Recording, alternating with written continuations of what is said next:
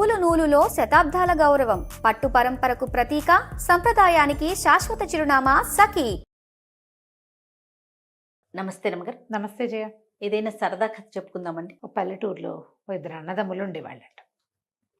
అన్న మోతుబరి, తమ్ముడు పేద రైతు. అన్నకి భార్య ద్వారా కలిసి వచ్చింది, ఆయన ఎక్కిపోయాడు. తమ్ముడు ఏదో చిన్నగా వ్యవసాయం చేసుకునేవాడు. అయితే ఏమైందట, ఓసారి తమ్ముడు పొలం దున్నుకోవాల్సి వచ్చింది.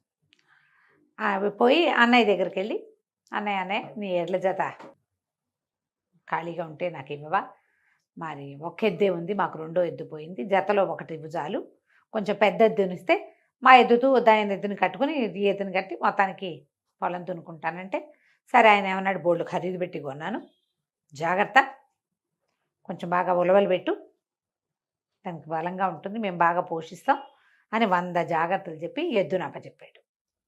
ఈయన దగ్గర ఒక సుమారైన సైజు సేమే కానీ ఓపి తక్కువ ఎద్దు ఉంది. ఈ బలమైన ఎద్దుని కట్టి చక్కగా ఆ పూటంతా పొలం దున్నేసుకున్నాడు. ఆయనకో ఎకరం బతికో ఎంతో ఉంది, 1.5 పొలం దున్నుకున్నాడు. దున్నిన తర్వాత ఏమైంది, సాయంకాలం చీకటి పడేసరికల్లా తెస్తానన్నాడు కదా, దబదబా హే అని ఆ ఎద్దుని అదిరించి ముందుకు తీసుకొస్తుంటే ఆ ఎద్దు ఒక్క అడుగు కొంచెం తపటడుగు పడి పక్కన ఏదో గోడ కొట్టుకుని కొమ్ము కాస్త విరిగిపోయింది దానికి. అయ్యో, ఆ విరిగిపోయిన కొమ్మున్న ఎద్దుని తీసుకుని, నేనేం చేయలేదు, అదిలించేసరికల్లా అది అటు పడిపోయింది, ఇటు అయ్యింది అని చెప్పాడు.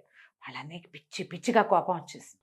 ఇంత పని చేస్తావా, బంగారం లాంటి ఎద్దు, ఇంత బోళ్ళు ఖరీదు పెట్టి కొన్నా, ఇంత ఖరీదు పెట్టి కొంటే నువ్వు చివరికి నా ఎద్దు కొమ్ము విరగొడితే అదేం అందంగా ఉంటుంది, కొమ్ములు మొలుస్తాయి మెల్లిగా, ఆ పాటికి అప్పటిదాకా నీకు నీ మీద వ్యాజ్యం చేస్తాను, పట్టణానికి వెళ్దాం అన్నాడు. పట్టణంలో న్యాయాధికారి ఉంటాడు. సరే అన్న తమ్ముడు ఇద్దరు బయలుదేరితే పక్క ఊళ్ళో పట్టణంలో ఒక పెద్ద రైతు గారు ఉన్నారు. ఆ రైతు ఇంటికి వెళ్ళారు. సాయంకాలం రాత్రికి వెళ్ళేసరికల్లా ఆయన ఏమన్నాడు, ఆ పెద్ద రైతు ఈ మోతుబరిని అన్నయ్యని పలకరించాడు, కానీ ఈ కుర్రాడిని ఏం పలకరించలే, మొహం మార్చుకున్నాడు. ఆయన చూసి ఓ బల్ల చూపించి పడుకోమన్నాడు. రాత్రికి ఏదో చెరుకో ముద్ద అన్నం పెట్టారు. ఆయన ఇక్కడ మంచం మీద పడుకుంటే ఓ బల్ల మీద పడుకోమన్నారు. మరి పేదవాడు కదా, వీడికి కూడా మంచాలు ఎందుకు వేస్తారు. అయితే మనవాడు ఆ బల్ల మీద పడుకుని న్యాయాధికారి ఏం చెప్తాడో, ఎన్ని డబ్బులు అయిపోతాయో, ఏమైపోతుందని కలత నిద్రలో దొర్లి పక్కకు పడితే ఇప్పుడు బల్ల పక్కలు వేసుకుని పడుకున్నారు వీళ్ళు. ఆ పొద్దున్నే తెల్లవారుజామున కోడలు లేచి అక్కడి నుంచి వెళ్ళిపోయి ఈ తన కొడుకుని పిల్లాడిని తెచ్చి అక్కడ పడుకోబెట్టింది. ఓ ఏళ్ళర్థం వయసు ఉన్న పిల్లాడి మీద పడ్డాడు ఈ చిన్న రైతు. అయ్యో, పడేసరికి పిల్లాడిగా ఔరుమని ఏడ్చాడు. అందరూ పరిగెత్తుకొచ్చారు. పిల్లాడి కాలు కాస్త విరిగిపోయింది సంటిబిడ్డకి. వైద్యుడిని కేకేస్తే వైద్యుడు అన్నాడు, ఈ అవుడు కాలు అయితే కట్టుకడతా కానీ కాలు కొంచెం అవుడు ఉంటుందండి అని చెప్పేశాడు. ఇక వాళ్ళ దుఃఖం వర్ణనాతీతం. మరి అంతే కాదు, పెద్ద రైతన్న ఈ మోతుబరి అన్నాడు, వీడు నాకు ఎద్దు కొమ్ము విరగొట్టాడని వ్యాజ్యం చేయించడానికి తీసుకొస్తే మీ ఇంట్లో మీ మనవడి కాలు విరగొట్టాడండి దుర్మార్గుడు అనేసరికల్లా వ్యాజ్యం నేను కూడా చేస్తా, వీడంతూ చూస్తాను నేను అన్నాడు పెద్ద రైతు గారు. వీళ్ళందరూ కలిసి న్యాయాధికారి దగ్గరికి వెళ్ళడానికి కొంత దూరం పడవ ప్రయాణము అవి ఉన్నాయి, వంతెన మీద నడిచి వెళ్ళాలి. సరే ముగ్గురు బయలుదేరారు వ్యాజ్యం చేయడానికి. అన్న, పెద్ద రైతు, బక్క రైతు ముగ్గురు బయలుదేరి నడిచి వెళ్తుంటే వీడికి అసహ్యం పుట్టింది. ఏమిటిది నా బతుకు, ఏదో వ్యవసాయం చేద్దామని ఎద్దును తీస్తే దాని కొమ్ము విరిగిపోవటం ఏమిటి, అది వ్యాజ్యానికి దిగటం ఏమిటి, వీళ్ళింట్లో పడుకుంటే వాళ్ళు రాత్రి పెట్టిన అన్నం జాలలేదు, నాకేం డబ్బు ఖర్చు నా మీద పడుతున్నా అని బెంగతో కింద పడిపోతే పడిన వాడిని నాకు దెబ్బ తగలకుండా వాడి పిల్లవాడి కాలు విరగటం ఏమిటి, ఇప్పుడు దాని మీద వ్యాజ్యం ఏమిటి, ఈ వ్యాజ్యాలన్నిటికీ నేను ఎక్కడ చేస్తాను, ఏదో బతుకు చచ్చిపోదాం అనుకున్నాడు. అనుకుని ఈ వంతెన మీద నడుస్తూ వంతెన మించి ధామని కిందకి దూకేశాడు నదిలోకి. వీడి కర్మగాలి వంతెనకి అటుపక్క నుంచి ఓ పడవ వస్తుంది. వీడు దూకే టైంకి పడవ మీద పడ్డాడు. ఆ పడవ మీద ఒక ముసలాయన పడుకుని ఉన్నాడు. వీడు పోయి డైరెక్ట్గా ఆయన మీద పడ్డం ఏంటి, ఆయన గుటుక్కుమన్నాడు. ముసలాయన చచ్చిపోయి పడవలో ఉన్నవాడు అని కేకలు పెట్టారు. వీడిని పట్టుకొని పెడరెక్కలు విరిచి కూర్చోబెట్టారు. ఆ మోతుబరి రైతు, పెద్ద రైతు ఇద్దరు వంతెన దిగి గదవదబా ఒడ్డుకు చేరారు. తీరా మనిషి చచ్చిపోయాడు. వాళ్ళ చుట్టాలు పక్కాలు అంతా చేరారు. అవురవరా వ్యాజ్యం చేయటానికి తీసుకెళ్తుంటే ఆ పిల్లాడి కాలు ఎరుకుంటాడు, ఈ మనిషిని చెప్పేశాడు దుర్మార్గుడని వాళ్ళ అన్నయ్య తిట్టాడు. ఆ రైతు కూడా రాత్రి ఆశ్రయం ఇస్తే తెల్లారేసరికి మా మనవాడి కాలు విరుకుంటాడు, అవిటి కాలని చేశాడు. పిల్లాడిని వీడి మొహం మండాని వాళ్ళిద్దరూ తిట్టిపోస్తారు. వీళ్ళేమో మా వాడి చావుకు వీడే కారణం, వీడి మీద కూడా ఫిర్యాదు చేస్తామని చెప్పేసి 3వ వాడు కూడా బయలుదేరాడు. ఇప్పుడు చచ్చిపోయిన ఆయన కొడుకును కూడా కలుపుకున్నారు. కలుపుకున్నారు. వాళ్ళు ముగ్గురు వీడు ఒకడు వీడి ఎత్తి మీద చేంజ్ చేసుకుని బయట నడుస్తున్నాడు. అక్కడికి వెళ్ళాక ఏమవుతుందో, ఇప్పుడు తనకి తీర్పు తన వైపు వచ్చే అవకాశమే లేదు. కానీ వీడికి ఒక పిచ్చి కోపం వచ్చేసింది రైతుకి, బక్కవాడికి ఏమొస్తుందమ్మా, బక్క కోపమే కాదు వచ్చేది. ఆ దారిపోతుంటే ఒక ఇంత ఇటుకరాయి కనపడితే ఆ ఇటుకరాయి తీసి అంగాస్త్రంలో మూట కట్టుకున్నాడు, తువ్వాల్లో మూట కట్టుకుని భుజాన్ని వేసుకున్నాడు.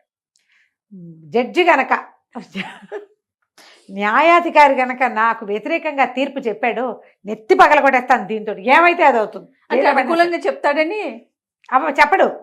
మరి అయినా సరే ఎవరో ఒకరు తలకాయ పగలగొట్టేద్దాం అనిపిస్తుంది. ఏమిటి ఇవి, గోలేమిటి అని అక్కడికి వెళ్ళాక సరే న్యాయాధికారి దగ్గర తీర్పులు వచ్చినాయి. ముగ్గురుని నుంచోబెట్టారు.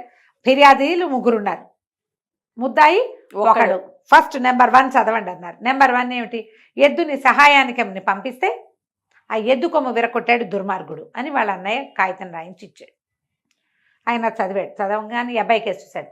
ఈడేం చేశాడు, ఈ వెనకాల రాయింది కదా అన్నాడు. ఆయనకి ఈ 100 అది ఎట్లా కనపడింది, ఇది ఏదో ఇస్తానంటున్నాడు, తనకి కొడతానంటున్నాడు అని అర్థం కాల జడ్జికి అర్థం కాల. ఆ రోజుల్లో అనుకూల తీర్పులకి 100 రూపాయలు రేటు. ఓహో, ఒకటి చూపించాడు, 100 ఇస్తాడనమాట వీడు అని చెప్పి ఈయన బాగా చూసి, ఏముందండి ఇందులో, శిక్ష ఏం వేస్తాం, కొమ్ము విరిగిపోయినందుకు. అబ్బాయి నువ్వు ఎద్దుని మీ ఇంటికి తీసుకుపో, ఆ ఎద్దు కొమ్ము మొలిచేదాకా నువ్వే దానికి తిండి పెట్టాలి, నీళ్ళు పెట్టాలి, అన్నీ పెట్టాలి, పని తీసుకుంటావా మానుకుంటావా నీ ఇష్టం, ఎద్దును మాత్రం మీ ఇంట్లోనే ఉంచాలి, కొమ్ము మొలిచాకే మీ అన్నయ్యకి తిరిగి ఇవ్వన్నాడు. అయిపోయి బాగుంది. అంటే ఇప్పుడు వీడేం డబ్బులు కట్టక్కర్లా అమ్మయ్య అనుకున్నాడు. సరే ఎద్దుని పక్క పెట్టారు. అక్కడి నుంచి రెండో ముసలాయన పెద్ద రైతు గారు అన్నాడు కదా, రైతు గారు చెప్పాడు, రాత్రి అన్నం పెట్టి మన బల్ల మీద పడుకోబెడితే వీడిపో తెల్లవారేసరికల్లా మా మనవడి మీద పడ్డాడండి, పిల్లాడి కాలు కాస్త విరిగిపోయింది, పిల్లాడికి అవుడు తీరదు, అవుటి కాలుతోటే పెరుగుతాడని మరి వైద్యుడు చెప్పారు. ఇప్పుడు సమాధానం చెప్పించండి వీడితోటి, న్యాయం చేయండి మాకన్నాడు. ఈయన ఆయన కేసు చూసాడు, ఫిర్యాదు కేసు, ఆ ముద్దాయి కేసు చూడగానే ముద్దాయి రాయి చూపించాడు, తలకాయ పగలగొట్టేస్తా అన్నాడు. ఆయనకి ఇంకో 100 ఇస్తా అలాగా అర్థం. జడ్జిను వీళ్ళు పక్క పక్కన మనకు మళ్ళీ కూర్చోరు కదా, ఆయన అక్కడెక్కడో కూర్చుంటాడు కుర్చీలో, వీడు ఇక్కడ నుంచుంటాడు, ఇంకో 100 ఇస్తానంటున్నాడు. నేను బాగా ఆలోచించి, పర్వాలేదండి, ఈ కుర్రాడికి 1 ఏడాది వయసున్న పిల్లాడు ఉన్నాడేమో, వాడిని మీరు తీసుకోండి, మీ మనవండి వాడికి ఇవ్వండి నెంబర్ 1. లేదా వాడి దగ్గర పిల్లలు లేరు, వాడికి ఇంకా పిల్లలు పుట్ల, వాడికి ఇంకా పెళ్ళవల, పెళ్ళి అయితే పెళ్లి చేసుకుని పిల్లాన్ని కానీ 1 ఏడాది పిల్లాన్ని మీకు తెచ్చిస్తాడు, మీ పిల్లాన్ని వాడికి ఇచ్చేయండి, అవిటి కాలు పిల్లాన్ని మీరు పెంచక్కర్లా, వాడే పెంచుకుంటాడు.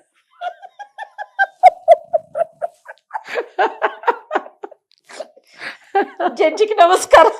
100 రూపాయలు అట్లా ఆ రోజుల్లో ఎంత, 5 రూపాయలకి బియ్య బస్తా వస్తుంది. పిల్లల్ని మార్చేస్తారా? అంతే, మీకు 1 ఏడాది కాలు విరిపోయిన పిల్లాన్ని ఎలా పెంచాలి మేమన్నారు వాళ్ళు, మీరు పెంచచ్చు, వాడే పెంచుకుంటాడు. కాలు విరిగిన అవిటి పిల్లాన్ని ఎట్ట పెంచాలండి, ఎట్ట పెంచాలి, నువ్వు పెంచొద్దు, వాడే పెంచుకుంటాడు, వాడే 1 ఏడాది పిల్లాన్ని తెచ్చి నీకు ఇస్తాడు. అప్పటిదాకా మీరు ఫిర్యాదు ఆగాలి, వాడికి వాడికి ఓ పిల్లాడి పుట్టి వాడికి 1 ఏడాది వచ్చేదాకా ఆగాలి, అంతే. బాగుంది కదా. వీడు సరే ఆగారు. అమ్మయ్య. అక్కడి నుంచి 3వ తీర్పు వచ్చింది. 3వ తీర్పు ఏంటి, వంతెన మీద నుంచి దూకి మా నాన్న చావు కారణమయ్యాడండి వీడు. ఈయన ఫిర్యాదు కేసు మళ్ళీ ముద్దాయి కేసు చూశాడు, వీడు మళ్ళీ రాయి చూపించాడు. 2 తీర్పులు బాగానే చెప్పావు, 3వది కనుక సరిగ్గా చెప్పకపోయావు బుర్ర పగలేస్తాను నీదని. ఈయన ఓకే 3వ 100 వస్తుంది మనకి అని బాగా ఆలోచించి, ఏమీ లేదు నాయన, మన ముద్దాయి పడవ మీద పడుకుంటాడు, ఆ పడవని వంతెన కింద నుంచి రప్పిద్దాం, ఫిర్యాది వంతెన మీద నుంచని వాడు దూకాల, నువ్వు దూకేస్తే సరి, పగ తీర్చుకున్నట్టు అయిపోతుంది, ప్రాణానికి ప్రాణం, పోతే పోతాడు లేకపోతే లేదు.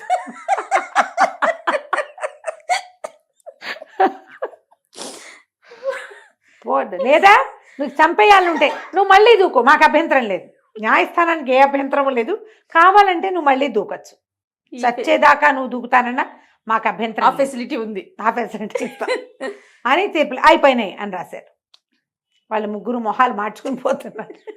మనవాడు కూడా ఇటుకరాయి భుజాన్ని వేసుకుని నడుస్తున్నాడు. నడుస్తూ ఉంటే వెనకాల నుంచి జడ్జి గారి పనివాడు వచ్చాడు. అబ్బాయి ఇంతకుముందు ముద్దాయి నువ్వే కదా, అవును, జడ్జి గారు 300 ఇమ్మన్నారు అన్నాడు. ఏమిటి 300, ఎక్కడివి 300 అన్నాడు.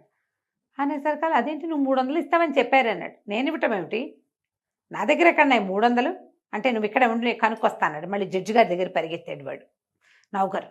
జడ్జి గారు చెప్పారు వరే 3 తీర్పులు చెప్పాడు. 3 తీర్పులకి వాడు తేప 100 ఇస్తానని చెప్పాడు అని ఆయన కూడా వచ్చి బయట నుంచున్నాడు. నౌకరు పరిగెత్తుకొచ్చాడు. నువ్వు 3 తీర్పులకి 300 ఇస్తానని సైగ చేసావుట, చూపించావుట కదా, ఆ 300 మూటలో కట్టుకొచ్చావు, అవి ఇవ్వు అన్నాడు. అనేసరికి వీడు కొళ్ళు మండిపోయింది. మూటలో నుంచి ఇటుక దీంతో తలకే పగలు కొడతానని చెప్పాను, రమ్మని ఇప్పుడు తల పగలు కొడతా. నేను చెప్పింది అది, నేను 100 ఇస్తానని నేను చెప్పాను, నా దగ్గర డబ్బులే ఉంటే నేను వాటికి కట్టుకోనా అంతేగా. అత్తేరి అన్నాడు. నౌకరికి భయం వేసింది. ఆ రాయి వేసి ముందు తన్ను కొడతాడేమో అని. దూరం నుంచి చూస్తున్న జడ్జి గారికి అది ఇటుక రాయని వాడు కొడతానంటున్నాడని ఇప్పుడు అర్థమైంది. ఇందాక అర్థం కాలేదు పాపం. ఆయన పొద్దున్న తీర్పుల్లో అర్థం కాలే, మధ్యాహ్నం వేళకి విశదంగా తెలిసిందనమాట. అక్కడి నుంచి ఆయన ఒరే కేకలు పెట్టాడు, ఒరే ఒరే వచ్చేరా వచ్చేరా అని. తీర్పు ఎలాగో అయిపోయింది, డబ్బులు పోతే పోయిపోయింది. నౌకరు తలపగలు కొడితే తను దొంగ తీర్పులు చెప్పినట్టు బయటపడుతుంది. వచ్చేయి అనే సరికారు వాడు రాయి ఎక్కడ బారేసి వాడు వెళ్ళిపోయాడు. వీడి దారిని వీడు వచ్చేసాడు. నౌకరు పరిగెత్తుకుంటూ వెళ్ళిపోయాడు. సరే మన పేద రైతు నడిచి ఇంటికి వెళ్తుంటే వాళ్ళ అన్నయ్య పరిగెత్తుకుంటూ వచ్చాడు.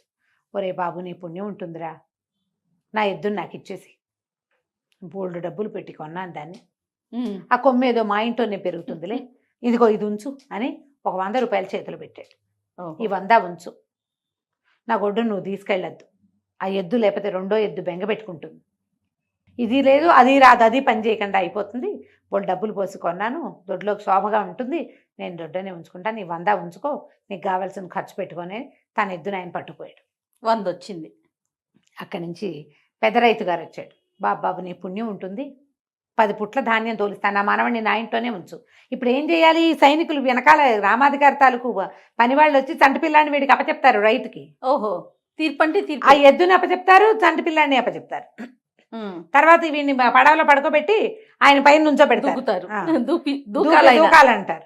నీ 10 పుట్ల ధాన్యం ఇస్తా, కావాలంటే ఒక ఎడ్ల బండి కూడా ఇస్తా, ఒక జత ఎడ్లు కూడా ఇస్తా, పిల్లాడిని మాత్రం మా ఇంటి వచ్చి తీసుకెళ్ళకు, ఆవిడో ఏదో నేను వైద్యం చేయించుకుంటాను నాయన, నీ పుణ్యం ఉంటుంది, నీ పిల్లాడి మాకొద్దు, నా పిల్లాడిని నీకు ఇవ్వను, మా మనవడిని మా ఇంట్లోనే బెరగని, ఈ తీర్పు ఉంటే మా ఇంట్లో గుండె పగిలిపోతుంది, చంటి పిల్లాడిని వదులుతారా ఎవరైనా, బాబు అని ఏం చేశాడు, ఈ తీర్పు మేము మాట్లాడుకుంటామని కాగితం రాసివ్వమని కాగితం రాయించుకుని 10 పుట్ల ధాన్యం వడ్ల బస్సా మా బండి మీద వేసి ఎడ్లు బండి ధాన్యము అప్పచెప్పి ఇది కూడా ఉంచునాయన అని 100 కూడా చేతిలో పెట్టాడు. నువ్వు మాత్రం మా జోలికి రావద్దు అని చెప్తే సరే అవి పట్టుపోయారు.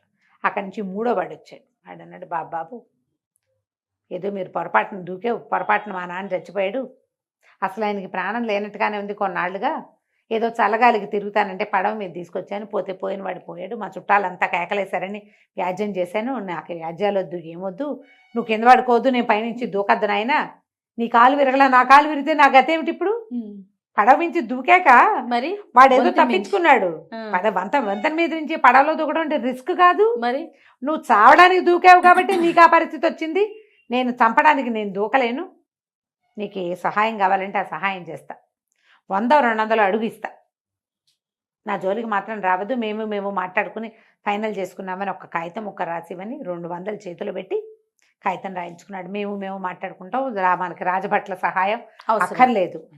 వీరు చక్కగా అన్న ఇచ్చిన 100, ఆయన ఇచ్చిన 100, ఇది ఇచ్చిన 200, 400 జాగ్రత్త పెట్టుకుని 10 పుట్ల ధాన్యం ఎడ్ల బస్తా బండి మీద వేసుకుని ఇంటికి తోలుకుపోయి ఇంకో 4 ఎకరాల పొలం కొనుక్కుని హాయిగా వ్యవసాయం చేసుకుంటూ ఉన్నాడు. కథ కంచికి మనం ఇంటికి.